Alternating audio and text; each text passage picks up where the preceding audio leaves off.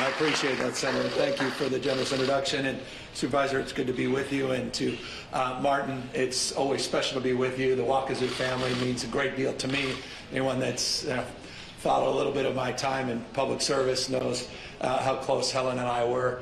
Who passed away a number of years ago, and she was a remarkable mentor, and she really led me on a pathway of discovery around drug policy reform when I was very, very young. And I'll never forget the time I spent with her, but moreover, I'm just so proud that she put me on that path, and proud that she lives on in this remarkable clinic, this community, and through your extraordinary work, Martin. So thank you for the privilege of allowing us here today.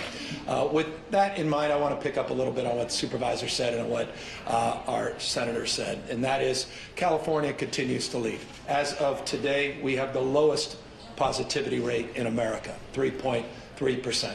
As of today, you look at the 7-day case rate, we have the 6th lowest 7-day case rate in America. We continue to lead the nation in terms of administered doses of vaccine, and we continue to do more than most other states in promoting not only the safety and efficacy of our vaccines, but promoting the boosters, which we'll talk about here in a moment, and promoting the critical nature and importance of getting those, particularly 5 and 11, vaccinated as well, so we can continue our nation-leading efforts to keep our kids safely in person in school for the rest of the school year. More on that as well in a moment. That said, we are here mindful of what's occurring not just in the state of California, across this country, but around the rest of the globe, and that's this new variant. It is not lost on me that it was just a few weeks ago that Dr. Galley, who's here, and I were in Winton, California, in the Central Valley, announcing the first identified Omicron variant case in the nation. Here we are now, 48 states, let's disabuse ourselves, all 50 states have the variant, 48 that are publicly described as having it, 191 individuals, just 191 individuals formally we have identified with the variant in this state, but we know what you know, and that is the ubiquity of this variant is now taking over the Delta and presents itself all across this state and this nation. How do we know that? It's not just anecdotal. We know that because we trace and track the variant, notably through wastewater assessments that are done every day. Those assessments and that tracking, including the genomics that is done, second to none in this state compared to any other state, we now are tracking well north of 50% of all of the sequenced genomes identifying themselves as Omicron. In fact, tomorrow we will come out with an updated number, a bit of a preview Thursday. When we update that number, you noted that 73% have been identified across this nation. We have conservatively identified over 50%. We know it's well north of that, and that will be disclosed tomorrow when that data is put together in aggregate form and will be shared publicly. We're here as well, as the Supervisor noted and the Senator noted, because we've seen a significant increase in the number of identified cases of COVID. I'll put it in perspective. That's rather simple to understand. This time last week, we were at 2.3% positivity. Today, we're at 3.3% positivity. They may not seem significant, but in percentage terms, that's a big increase in just 1 week. Last week, we had 5,400 cases identified. Today, just shy of 11,000 cases of COVID identified. So almost a doubling of cases in 1 week, and a positivity rate that increased substantially from 2.3 to 3.3%. So you could do the math on this and get a sense of the challenge that we all face here in the state, country, and around the rest of the world.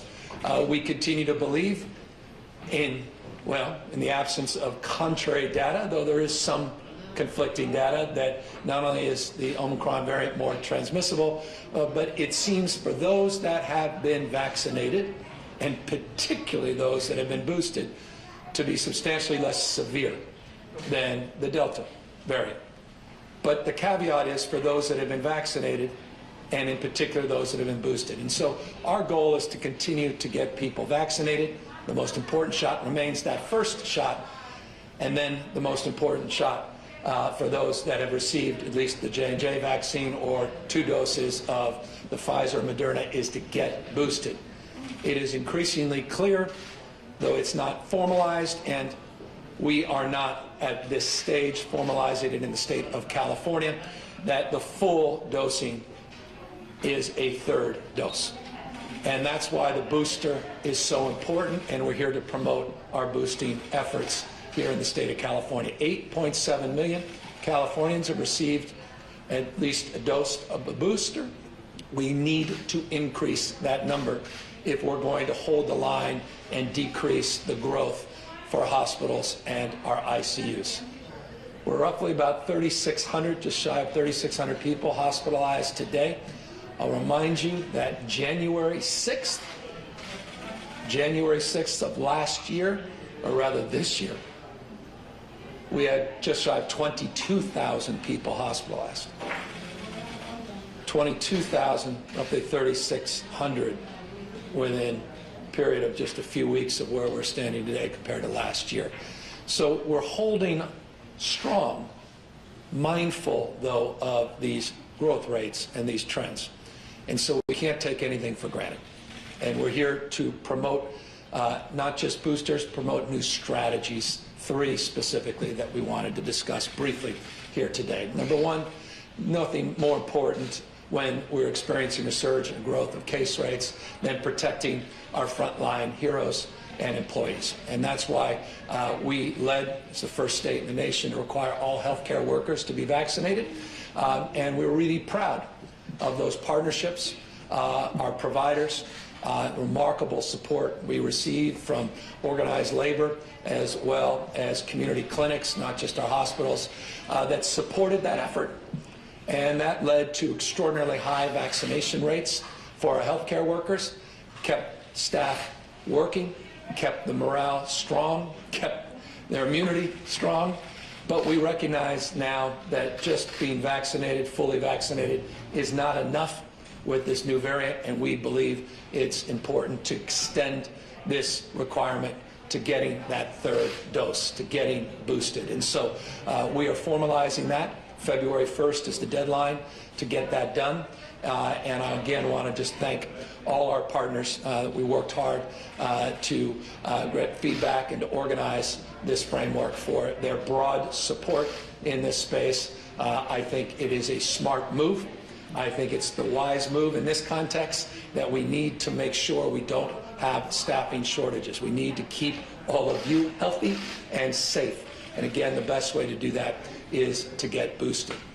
By the way, for those that wondered why we put out an executive order a few weeks ago, we did it in anticipation of this moment.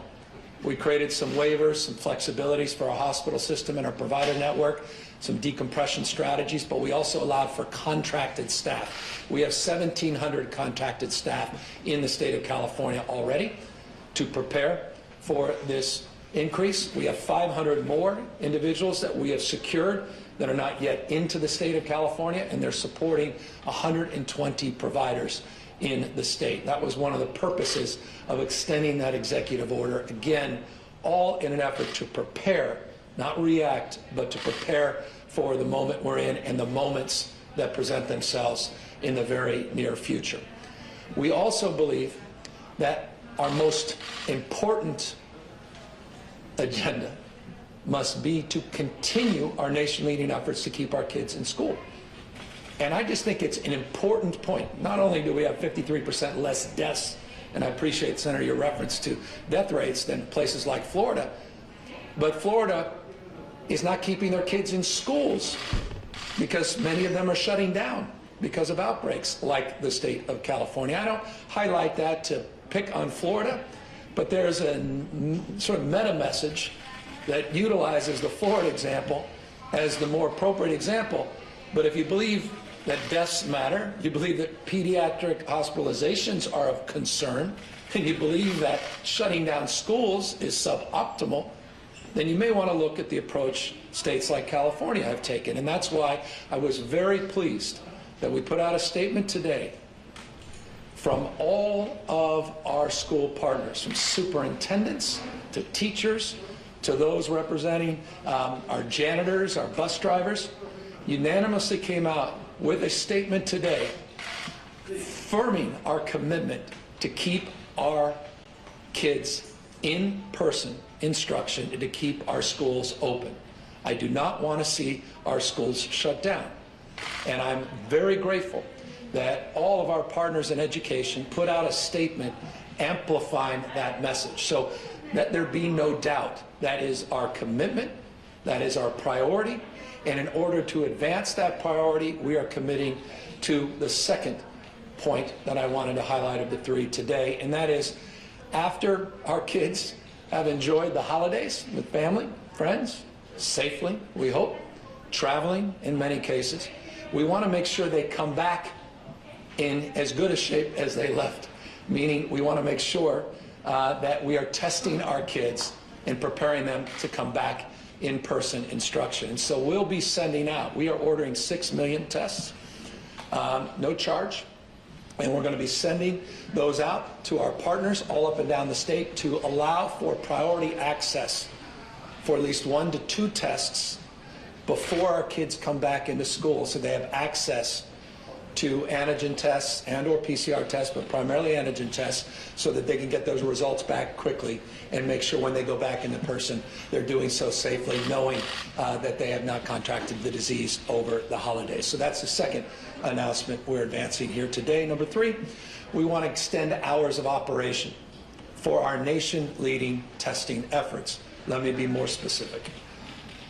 Based upon the federal government's own assessment, 20 or so thousand testing sites exist in the United States. We know for a fact California has 6,288, which puts us a little over 30% of all of America's testing sites are operational here in the state of California. That's why you're not seeing the long lines necessarily in around blocks like other cities and states, because we have access that's quite ubiquitous. In fact, we've been able to determine that 90% of Californians, and remember this is a state larger than 21 state populations combined, a lot of rural and remote parts of the state, 90% of California residents have access to a testing site that is within 30 minutes of their home, 60% within just 15 minutes of their home. We have 257 OptumServe partners, and we are working with them to extend the hours of operation, to expand them, particularly where there is high demand and there's some bottlenecks. And we're assessing that and working in real time. So we're also looking to expand the hours of operation to provide more access to testing in the state.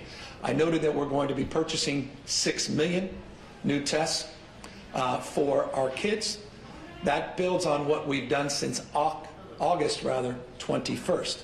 Where the state has procured 12 million tests, providing them to community-based organizations like this, clinics large and small, hospitals, schools, and local health departments in this state. And that's just highlighting the fact, again, we're not reacting to, we've been leaning in on this testing frame. So, look, I recognize, as I've had family members that say, boy, I was just down at the Walgreens and CVS, they were out of the over-the-counter. I reminded them, they go to My Turn, just Google My Turn, you will have a list that is proximate to your home availability for free testing. And you can learn about testing exists here, and testing exists throughout the state of California, if indeed the supply chains at the pharmacies and retail are a little bit behind, that you'll still avail yourself and have the opportunity to access that testing. I just want to remind people of that. And not many, not a lot of us can afford those tests at Walgreens or Safeway and the like. And so, again, My Turn has culturally competent information, many different languages. You can actually access not only locations, but you also can make an appointment on that platform as well. If you need more information, you go to the covid19.ca.gov website. That ca.gov confuses everybody. If you just Google My Turn, I think you'll at least have the access that provides at least baseline information that will help you on the way. So those are the 3 announcements here today. Get that third shot, get that full complement of vaccines for healthcare workers and nursing nursing home staff to make sure that we are prepared to get our kids back in school. 0.3%, by the way, 0.3. That's 0.3% of the nation's school closures, even though we have 12% of the nation's student population. There's been 9,600 schools that have shut down in America, just 32 in the nation's most populous state, because we've led with health. We've led with vaccination efforts, and we're leading with masking, as the senator said, which is so critical, as well as the most important non-pharmaceutical intervention we can advance besides common sense in terms of addressing this virus. So again, as I am often prone to be long-winded, forgive me, but this is important to share this information. And I'll just close, as I often do, reflecting back in the last year and a half. The one word is humility. We don't know what we don't know. Humility. Can't be ideological. Must be open to evidence, argument, and be willing to iterate in real time. And so I'm mindful at this moment, with the nation's lowest positivity rates, the 6th lowest case rates, that can change in a matter of days, not just weeks or months. And at the end of the day, nothing we do here at the state, or even in Alameda County, which is doing an extraordinary job, matters compared to what you do and the decisions you make at home. And so I want to remind everybody of the power and potency of your day-to-day decisions in terms of our fate collectively and our future as it relates to this virus. And remind people to be safe, to spend time with their loved ones, but to do so thoughtfully, considering what we're facing and knowing of our resilience and our capacity and resolve to get this behind us. We will get this behind us. I know you're exhausted. We're all exhausted by this, but we have something we never had in the past, and that's the power of these life-saving vaccines and the power to get boosted to get through this arguably 5th wave of this pandemic and get closer to that day where this pandemic becomes an endemic and we manage it as we manage so many issues in our state, in the world we're living in. So that, we're here to answer any questions. Question in the back, in the mic. Go for it. Governor, thank you for visiting today. My name is Keith Burbank. I'm with Bay City News. I was wondering, could you just comment, or I'm wondering if the requirement for the booster for healthcare workers is too restrictive, and what would you tell healthcare workers that are, kind of on the fence in terms of getting a booster, please? I tell them, first of all, thank you for their extraordinary sacrifice. The burnout rate for our healthcare workers is off the charts. I can't tell you how many remarkable healthcare workers I've met who talk about not being able to unsee what they see. And that takes a toll. To be there where no other loved ones could be there at the last breath of someone they're trying to save because of the contagiousness of their condition, and being there for those individuals, and taking their own iPads to do FaceTime to allow someone to say their final words, it's on a ventilator, to their loved ones. And so, number one, I'd say thank you. Number two, I also want to extend appreciation for the fact that when we were the first state in the country to require this vaccination mandate, the overwhelming majority of them complied. And as a consequence, we are outperforming in terms of the number of staff, critical staff, that's actually able to continue to do their extraordinary life-saving work every single day, meaning they're not dialing in sick because their immune system has been boosted because of the vaccines. And then finally, I'd just remind them, let's not run the 90-yard dash. The data is overwhelming, it's clear, evidence is in, 2 doses is great, the booster is a game changer. And that 3rd dose is needed. And no group of workers understands that perhaps more than our frontline healthcare workers. And so I would just ask them to continue to lead by example as they have, and thank them for that example and modeling good behavior. Thank you. Thank you. Governor Lizzie Nutri with KCRA out of Sacramento. What are you going to do about school districts that say they refuse to require the vaccine of their students, or even school districts like Sacramento City Unified that's requiring it early but has seen really low vaccination rates among its students? Well, I continue to work with school districts, large and small. I'm grateful and pleased with the overwhelming majority. I don't consume myself with the exceptions, the extremes.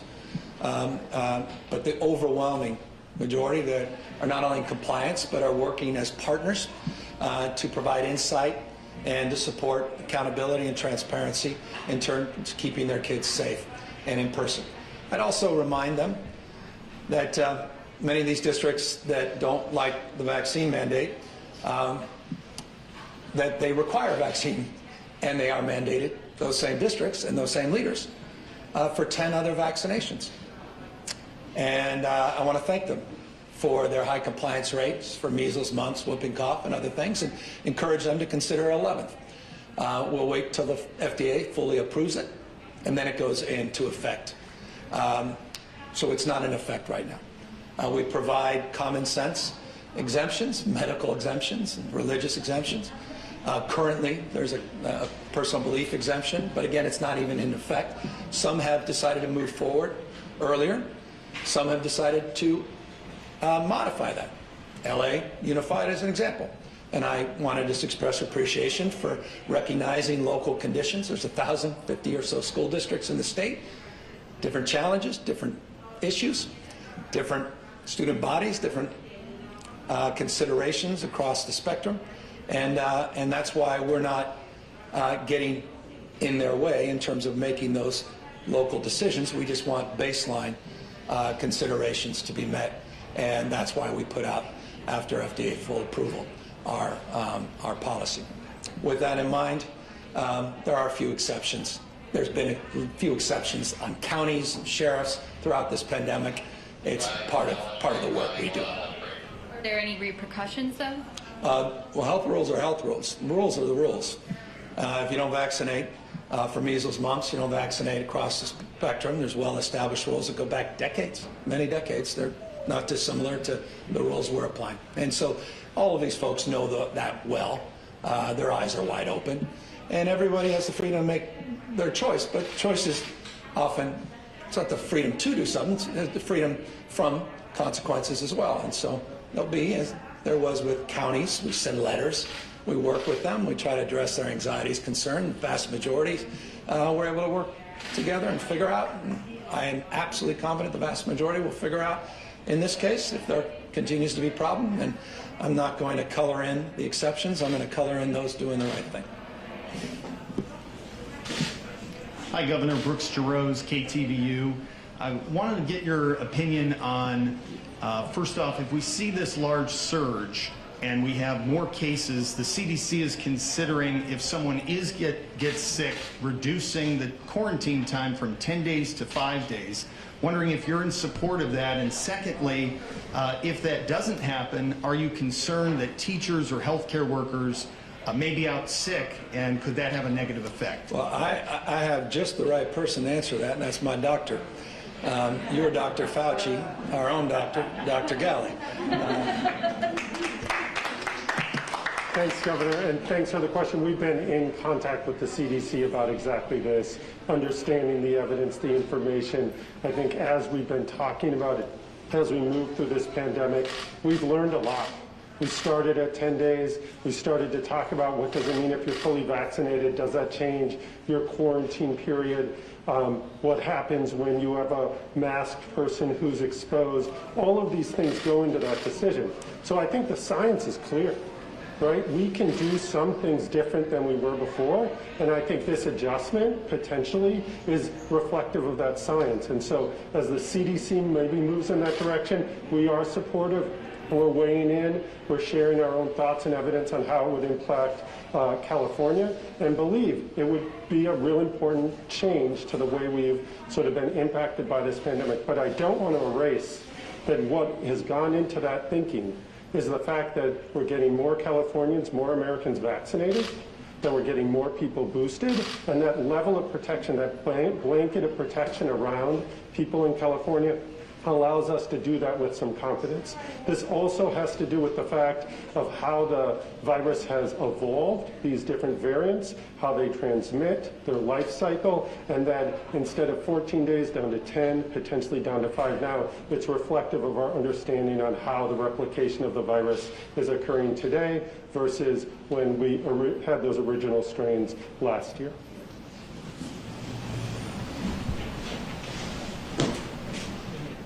This is Victoria Colliver with Politico. So I know today's announcements on healthcare workers, but will other categories of Californians who are required to get vaccinated, we're taking state workers who of course have a testing option, schools, I mean, will this then expand to others? Well, I think as you've seen over the last year and a half, again, there's a recognition that you need to meet the moment and anticipate moments into the future. This moment, no, at this moment. But we game a lot of things out. We have projections as it relates to this variant. We had projections that related to the Delta variant, and as you know, we had over a dozen other variants we were monitoring, including our own homegrown West Coast variants. And so we went through those scenarios, and we will be considerate of subsequent decisions in the future. That said, this moment, focus on our kids. Let's prepare our workforce.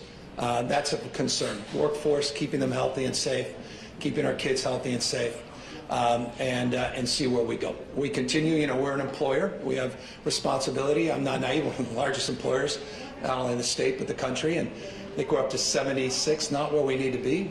76% of folks getting tested, 74% being vaccinated. Want to get those numbers up ourselves, so we've got our own work to do in that space.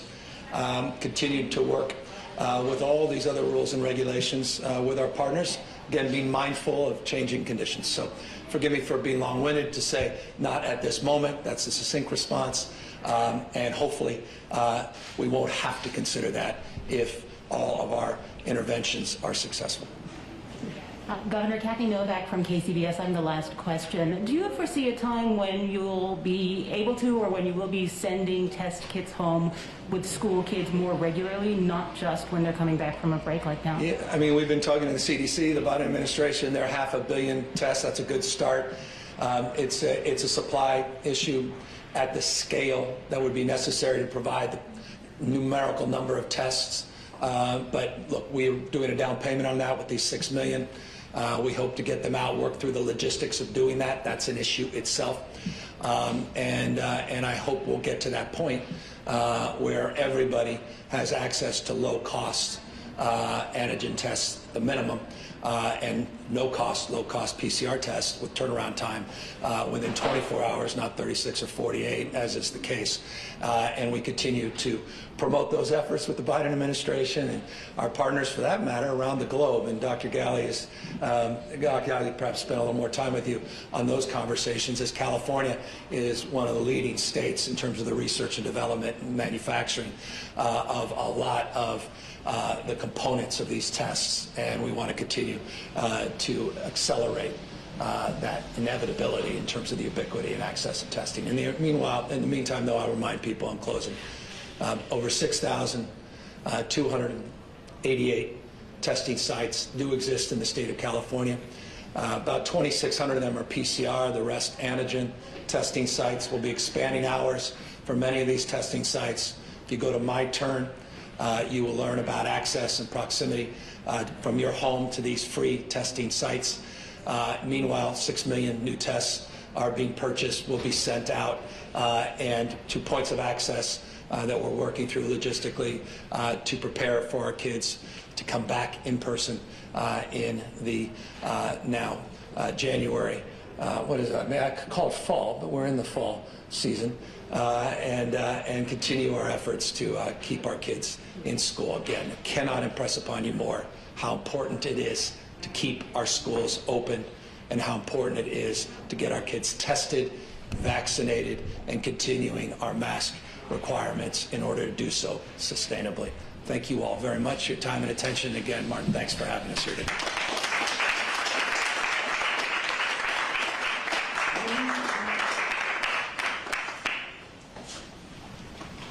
Turn the music on.